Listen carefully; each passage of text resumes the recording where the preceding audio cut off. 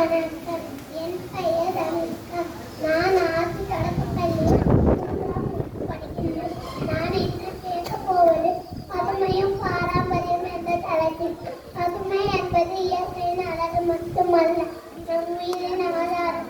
மரங்கள், பசுமையான நிலங்கள், நதி, பறவைகள் இவையெல்லாம் நாட்டுக்கு தூய காற்றையும் குடிக்க தண்ணீரையும் சாப்பிட உணவை தருகின்றன. அதேபோல் பாரம்பரியம் என்பதும் நம்முடைய முன்னோர்கள் விட்டு சென்ற பண்பாட்டு செல்வம்.